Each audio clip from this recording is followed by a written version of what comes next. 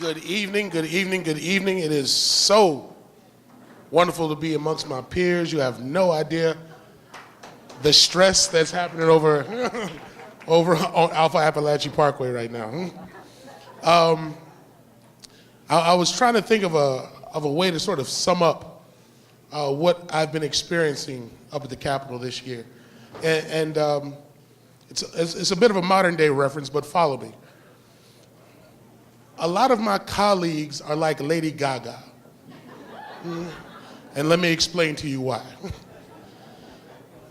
They really try hard to make the stuff they pass sound good. But in the end, it does not make much sense. So feel free to, it's not trademarked, so go ahead and do that. Use that as much as you would like. But again, I'm excited to be here. As Superintendent Pons pointed out, we've lost a few battles. We've taken it on the chin a few times this year, but understand this, I'm a history teacher. So I've talked about battles before. Battles are always a part of a war. There have been a lot of wars in the history of the United States, a lot of wars in the history of the world. But understand this, the winner is always the last man standing. Let me say that again. The winner of any war is always going to be the last man standing. And we've worked too hard and too long at the craft in which we love. We work too hard working with the students that we love to let someone come along and claim victory on our watch. Understand that.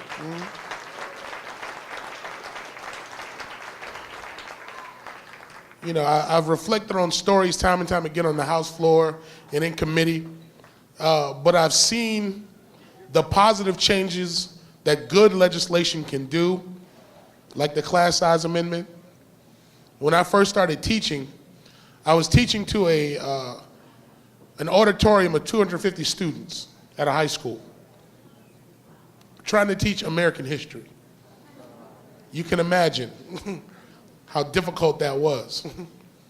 And to see that the class sizes have come down is a win. Is a win, absolutely. But at the same time, to see the advent, use, and abuse of the FCAT has become problematic. That's why I chose to run for office, because I didn't want to see the abuses take place in our classroom anymore. But I'll save all the humdrum for later on. I need your help to help me to make sure that they hear that message. But we're here for two reasons. As you can see on all the screens, we're here for teacher appreciation. And much like you, I am a teacher. So in a good old way of call and response, I want you to look to your left and say, I appreciate you, to the person to your left. And in good call and response fashion, to the person to your right, I appreciate you. All right? Because here's what we need to realize.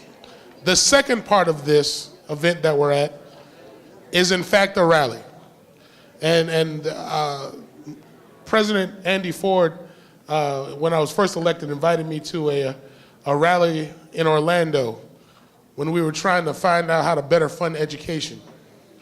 And we've all taught in school, so we know what a rally is. A rally has to be enthusiastic. There has to be a rallying cry. You know, it's not they've told us time and time again that it's not about you guys, it's about the students. We know that. We just want the respect we deserve in order to become better teachers. You know, in order to do the thing that we love, in order to do the things that we know are best for those students. So we're going to switch gears going into the 2012 session and going into the 2012 election. And our rallying cry, I think, should be, let us teach. Let us teach. And I'm going to tell you why. If you want to solve the problems of any economy, you need entrepreneurs. You need people who are willing to start and run businesses. Strangely enough, everyone that's ever started a business in this country or any other can thank a teacher. Let us teach. Understand that if you want better educated workers, strangely enough, in the history of this country, our best educated workers started in the classroom. Let us teach.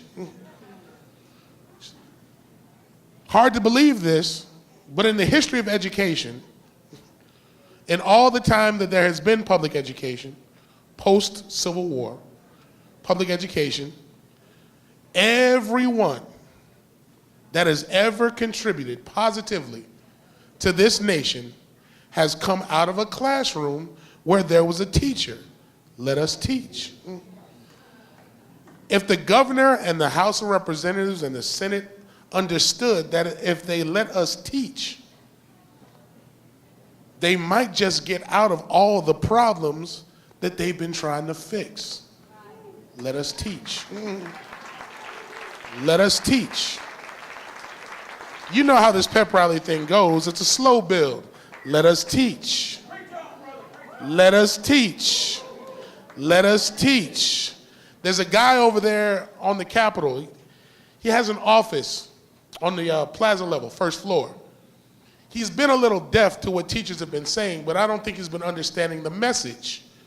Let us teach. You know, there's these two small guys, the Speaker and the President of the House of Representatives. You know, I like to call them the Lollipop Guild. And they need to understand that they need to let us teach. And it's not until we let that message be known that we're going to get what we want. As a history teacher, I'm going to go a little history nerd on you a little bit. For the other social studies teachers that might be in the room, hip the math, English, science, fine arts, etc. teachers to what I'm about to say. When World War II started, when the Japanese bombed Pearl Harbor,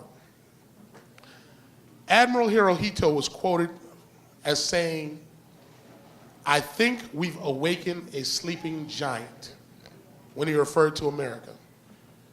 After this session, I need the governor, I need the president of the Senate, I need the Speaker of the House and all of their minions to understand that this sleeping giant is wide awake.